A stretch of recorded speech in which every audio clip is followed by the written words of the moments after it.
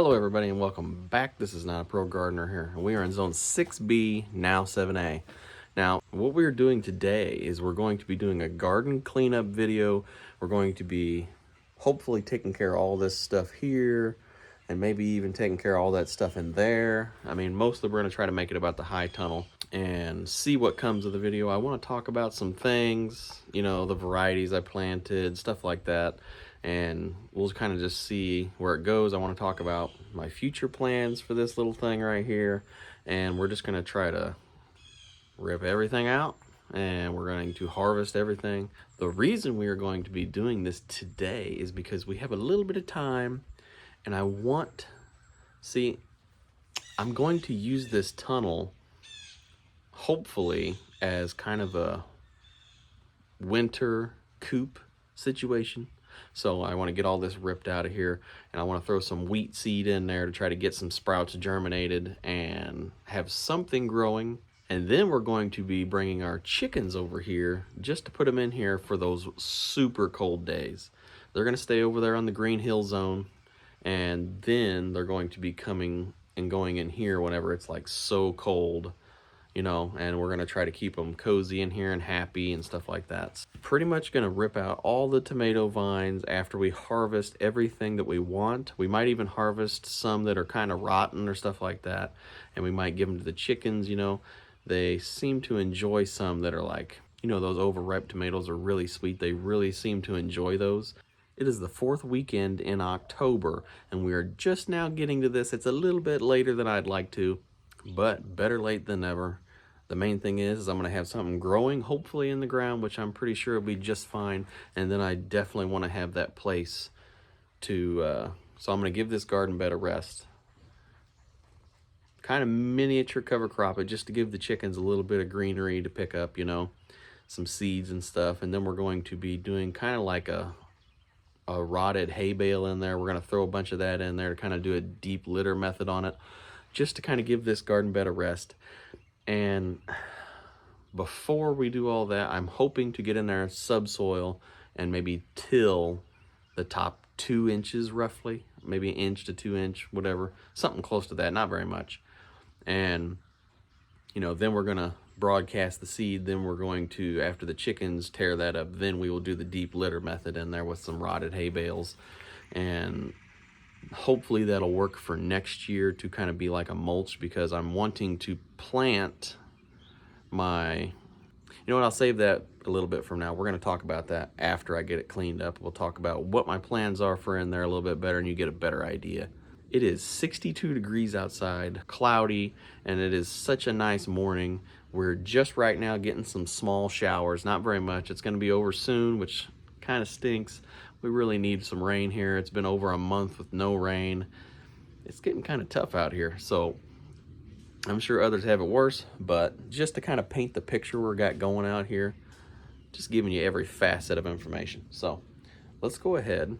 We're going to go ahead and get after all this. It's going to be a lot of time lapse. I'm going to shorten it the best I can, and then we're going to talk about this high tunnel, the trellis system, the varieties, and everything I possibly can, and then my future plans. So hopefully you leave it down in the comments below if you got any tips or tricks, or if you got any information that would help me out here. I would love to hear about it.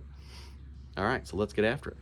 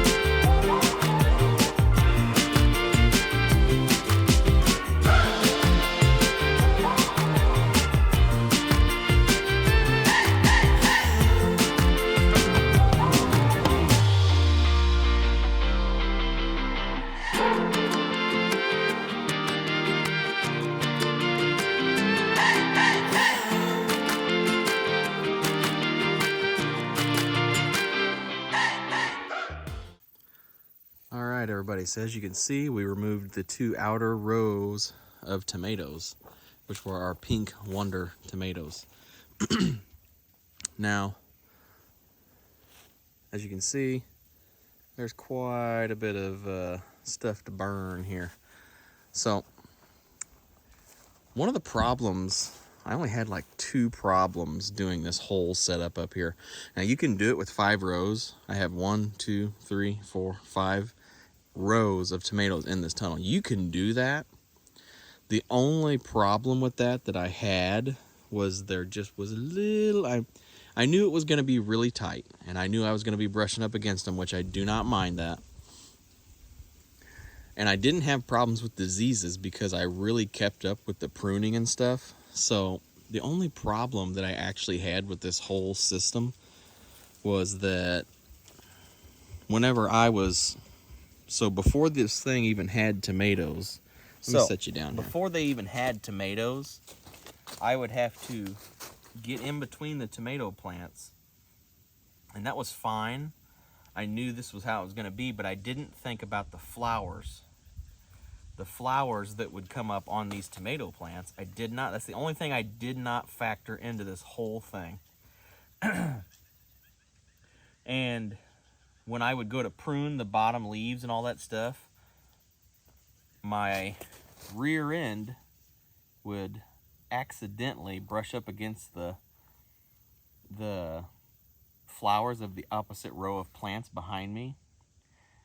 Even if I was facing this way, I would still accidentally break them off or kink them down, because whenever they started growing tomatoes on them, I still had the same problem. You know, it would I would accidentally bump into it like this when I was pruning, and it would kink down, which would set me back a little bit, you know. That was literally the only problem I had with this. Now, variety-wise, if you're interested in that, we'll put that at the end of the video. I'll cut them in half. Maybe we'll do a little taste test or something, and I'll tell you what I think. But we'll talk about that at the end. Cut them in half, show you what they look like on the inside, and talk about that problem that I had as well. So if you're looking to grow Pink Wonder, Marnor, or Gin Fizz, or the Edox variety from Johnny's, stick around to the end of the video, and I'll give you a little insider information on each variety and the problems and the pluses that I had with each one of them, pros and cons. So, okay, back to this. Now, I love this trellising system up here.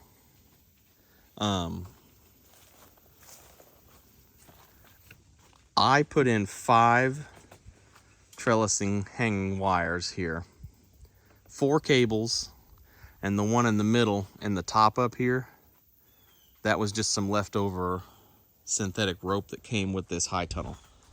And that worked just fine. There was nothing wrong with that. And as you can see, I let it go for about 2 months, so everything looks pretty ratty. But I am finally getting to clean it up. So, the clipper system, I absolutely love that system. And I am very interested to try it with some cucumbers. So my idea is, okay, I want to plant onions. I know I have them. I'm going to do an experiment on the Green Hill Zone over there. That's what I'm going to call it, the Green Hill Zone. So what I want to do here is leave this open, kind of. So what I'm thinking is January, I'm actually hoping to maybe be planting some onions. I mean, we'll see how that goes. I mean, I planted these tomatoes in here March 1st, so I don't see why I couldn't do it, as long as the water lines don't freeze or whatever. But so my plan is I'm going to leave these 2 sides open of tomatoes. The middle row is going to be another thing. I'm going to try to do double liter tomatoes, cherries on here. Double liter cherry tomatoes again. Then on the sides, if that's not going to be enough cherry tomatoes, I might do another one on the side. But what I really want to do is do some determinate tomatoes in here and see how that goes, because I really want to do a hybrid determinate, because I had really, really huge success with the hybrid determinate that I did this year for the market. everybody wanted pretty much the tomato that looks like it come out of the store with the small core, big, fat, you know, blocky and stocky. You know, that's just what everybody wanted. I had maybe 3 people that wanted a few of these. I mean, they still bought some of them, but they preferred having what they would normally see at the grocery store. So I'm switching gears this year. And if you're interested in hearing more about my market farm, selling, you know, and all that stuff, all the information that on my experience, just leave it in the comments below, and then I can work on doing that video another time if you're interested. But if you like any of the stuff in my videos, don't forget to like and share it if you can. If you take anything away from any of my videos or learn anything, or if you're just like the production value, you know, just go ahead and like it, share, and comment. That'd be great, because that really helps push my channel and get that community going. So any advice is always welcome in the comments. Okay, so if I do 3 rows of tomatoes, then on the sides, I'm really thinking about doing, well, I'm thinking about doing no weed fabric, trying that in here. But I'm thinking about doing onions on the sides. Maybe like 2 rows of onions in there, and maybe some spinach sewed in between or something like that. I'm just kind of playing around with new things. So, or maybe even broccoli, who knows what I would put in there. So what I want to do is get all this cleared out, which I just wanted to leave these 3 up to show you what it would be like. I would have so much extra room in here, and my rear end would not be sacrificing blooms or tomato stems that have, you know, growing green tomatoes on them, because I had that problem a lot on this side. Is the Gin Fizz variety kept growing tomato flowers into the aisle, and that way I kept bumping into it, and it would like kink the stem down, you know, and that was causing an issue. So, you know, just the lessons you learn by doing that are really important. So thinking about doing onions, or maybe broccoli and onions, something on the side. So I'm going to leave these up just so you could see the example of what it would be like. And yeah, in the middle it would still be kind of cramped, you know. So I was thinking about moving this row over a foot and the other row over there over a foot as well, just to give me just a little bit more room so my rear end doesn't sacrifice any produce. And also I was thinking about, maybe after the onions are done, I was thinking about direct seeding some cucumbers. Maybe in between, if I don't do like broccoli and onions, I could do onions but then transplant cucumbers early and trellis them up here on the side, because I really actually ended up liking doing this trellis cable here on the side, because once the tomatoes, the indeterminates, grew up, they eventually made themselves grow behind this, and then they just kind of laid down, and I pretty much didn't have to trellis them no more. I mean, I could prune them if I wanted, but it just took all the work out of it, because they just grew straight down. You know, I ended up having like around 14 to, I think 16, probably like 12 to 16 foot tomato plants, like the length of the vine. And that was pretty cool. You know, I mean, I got a lot of tomatoes out of these. I sold a lot of tomatoes out of these, but the varieties was just not popular. People just didn't like them for reasons. And just stick around to the end of the video and I'll tell you all about it. So this is what I'm planning. We're going to take all this stuff out, all this weed fabric out. Drip lines are going to come out. And then I want to subsoil it with the BCS. And then I want to just till the top 1 to 1.5 inches of soil, roughly. And then I want to broadcast some like winter wheat in here, just to kind of get something going, sprouting, as fodder for what I want to put in here in December. Will be like chickens. So my chickens will be in here instead of over in the Green Hill Zone field over there, you know, freezing. They'll be over here trying to stay warm. And once they finally get all the wheat picked up or scratched up, whatever, I'm going to do a deep bedding system with a rotted hay bale that I have, that I've been storing for a little bit. I've been using on my asparagus, but I'm going to use that in here and just cover the ground, you know, and then they'll be dropping manure in here. and so on and so forth. And they'll only be in here from like maybe December to January, and then I'll till that in as well to incorporate it and amend the soil. And if I have to rake out that mulch, I will. You know, it is what it is, but just to have something going on in here covering the soil or growing in the soil is very important. And then come after that, hopefully around the middle of March, we will be maybe putting in some new tomatoes, and maybe even before that, we'll be putting in some onions, which would be really cool. That would be really awesome. I've always loved growing onions. It's just finding the space for them. And if I could grow them a little bit earlier in here, that'd be like a win-win, because on the sides of these tunnels, they get quite a bit of water, because that tunnel sheds a lot of water. And then I have the edges lined with wood chips, so that helps retain moisture as well, and that's also great for the soil. Okay, so now that we kind of talked about the future plan here and talked about why we're gonna not put as many tomatoes in here, we're gonna go ahead and finish cropping out all of this green tomato stems and all this stuff. We'll rake out all the tomatoes we can, maybe even get some weed fabric pulled up and all that stuff, and try to get this stuff going. So let's get after it.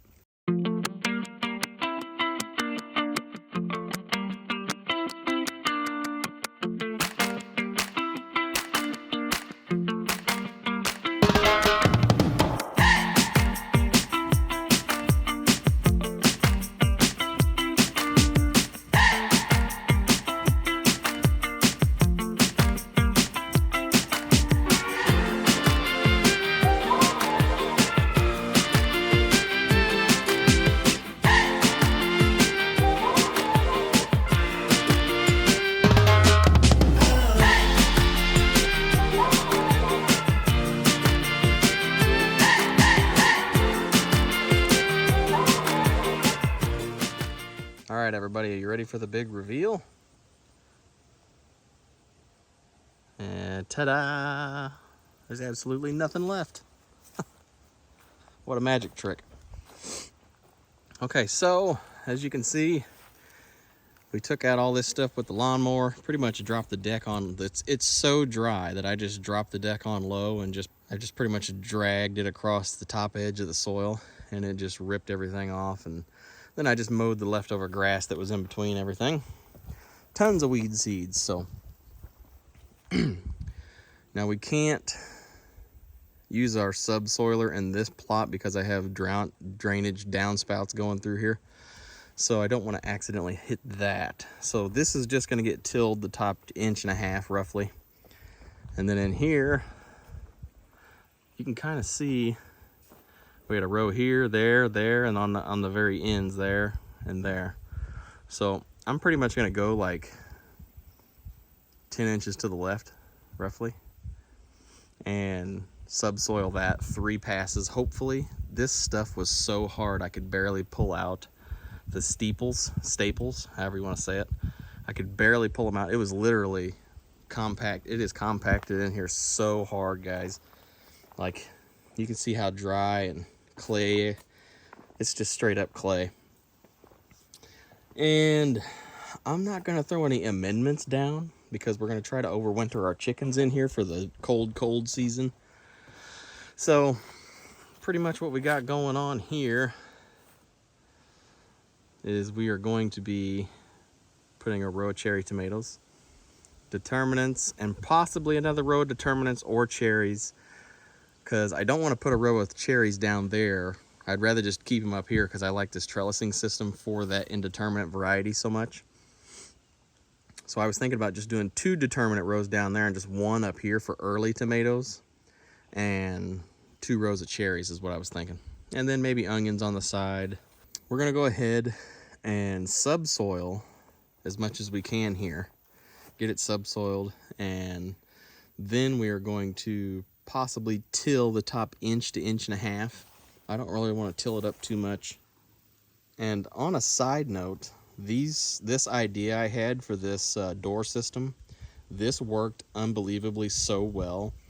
I just had to put like a sandbag or a cement block on the plastic on the front just to keep it weighed down so the wind wouldn't rip it through the plastic. And that worked. Just 2 pieces of PVC, just 2 pieces of PVC. But yeah, I had this stuck up in there like that. Oops, camera's going crazy. But yeah, I just had that piece of pipe stuck up in that top rail for my scissor doors. If you didn't know, I have scissor doors on this high tunnel. But if you didn't know, I had scissor doors on this high tunnel, and with that piece of, I believe it's 3/4 inch PVC in the top rail, and that just slides down into those. Those are about 6 inches in the ground, I believe. If your ground's harder, or if your ground's a lot softer, mine's pretty hard, but if your ground's softer, you know, you could try to strengthen that up somehow. But this has worked so well that I'm very pleased that I came up with that idea. Like, it works so good for the scissor doors, and it's cheap, quick, and easy. So we're gonna go ahead and get this subsoiled, get it tilled, and then maybe broadcast some kind of a cover crop, but also fodder for my chickens for the winter. So let's go ahead and get after it.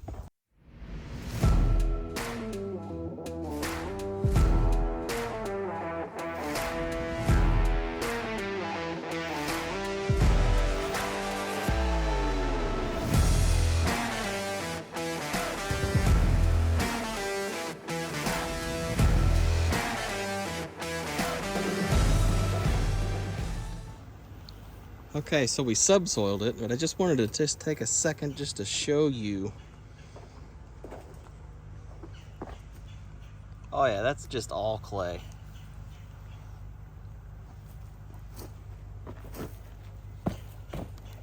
Oh, camera's going a little wonky, but yeah, just ripping up tectonic plates out here in the old clay field.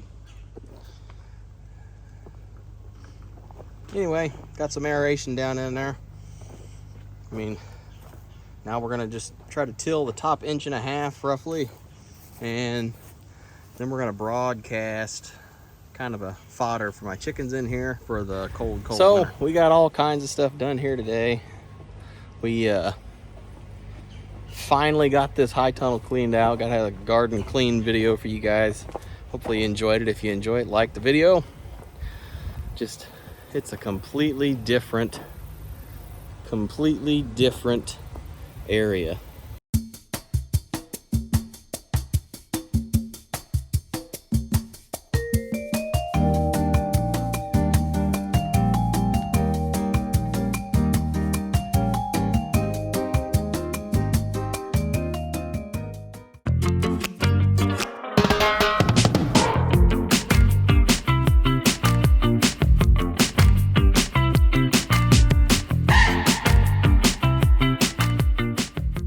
Okay, so I almost forgot about the taste test and talking about the varieties. So we'll start with the Pink Wonder. Now this Pink Wonder, most of the fruits that I got were like ox heart shaped almost. This is what they're supposed to look like, but most of them was ox heart shaped. It had that pointy end and it looked like a heart.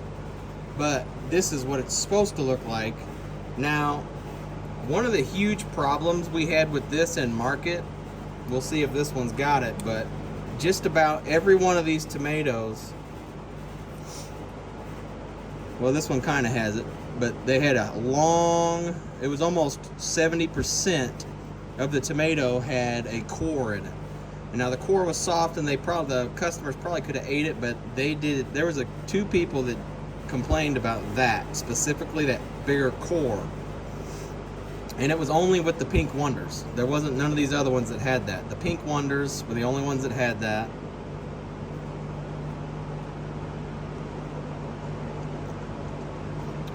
But it does still have a pretty good flavor. It's more of a sweeter, kind of a sweeter flavor. Reminds me of like Arkansas Traveler. This is kind of like slightly a pink tomato, but not quite. It's like a reddish pink. Obviously it's reddish pink. Okay, now this one's called the Mar Noir. That's pretty much what this one's supposed to look like. A little bit blacker, less of a green shoulder. It's got like a purple or blackish hue to the red. This one, the plants on this tomato, they were the most vigorous out of all the ones I grew. Even the cherry tomato, those plants grew so many flowers, put off a ton of blooms, put off a ton of fruits. And if you want bigger fruits, a little bit bigger than this, you can prune some of the flowers off to make it few flowers per stem to get bigger fruits. But this is about the average of what I got until we had that drought, and then they kind of shrunk a little bit. But other than that, this was the most popular variety. Besides, this was the most popular variety that I grew in my high tunnel, not the ones in my other garden. Now this one here is the sweetest tomato out there, and it is my favorite out of them as well. The plant was stocky, grew great, was very resilient, very vigorous, and honestly the best one out of them all. Now the Gin Fizz, this one I really love, the big rainbow tomato from Burpee. It was a really awesome heirloom, so I wanted to try this one. And that color is marbled, the red, yellow, orangish, marbled throughout the tomato. And it's got a pretty good flavor. It's low acid. And the plants weren't quite as vigorous as the Mare Noirs, but they put off good sized blooms, and they always produced slicer tomatoes. The only problem was people did not want the yellow tomatoes, no matter how much I pushed, tried to shove, explain. A lot of people thought they was not ripe, but I had to explain it. But they still wanted that grocery store tomato. They still wanted that grocery store size tomato with the small core, stocky, you know. So that's kind of what I'm gearing towards for next year. Now this variety here, the Edox, this tomato I pulled out of the high tunnel today was not cracked. Now this variety, if it's ripe and you drop it or put it in your bucket, after you pull this stem off right here, it will instantly slowly start to crack if it is too plump. Now that is a problem, and I had that problem a lot from this variety, and I will never grow this variety again, because after you pick them, you find about 30 or 50% of them are starting to form cracks like that because that stem ain't on there. Because I did a test where I took the stem off, and the ones that I took the stem off cracked, and the ones that didn't, the ones that I left on didn't crack. Now, obviously, you could say, pick those earlier. Yeah, I can do that. But there are other varieties that perform better. Now, these plants put off a ton of blooms. I had so many cherry tomatoes just from that row of the Edox. They have a pretty good flavor. They were not a favorite at the market. The favorite at the market was my Sun Sugar cherry tomato. So I won't be growing these again either. So pretty much, the Mare Noir had the best size plant, the best vigorous growth and everything, and it is my favorite. But these other varieties, they had all right flavor, and I'm going to eat them through the winter as you see me pick all those. So I'll be changing it up next year, growing better and gearing more towards the customer. Than I listened and heard, and I learned a lot from them and what they want from what they bought. So we're going to change it up next year to more of a hybrid grocery store, small core tomato, early maturing, and lots of determinate varieties, probably succession plants. Okay, so if I'm going to rank them in flavor and best flavor, I would say Mare Noir, Pink Wonder, Gin Fizz, and then the Edox cherry tomato. So, in my opinion, I wouldn't recommend growing any of these, but if you had to pick one, this one was a pretty good one, the Mare Noir. So, alright, this is Not a Pro Gardener here. Don't forget to like, share, subscribe, and ring that bell to get notified every time I come out with a new video. Thanks for watching.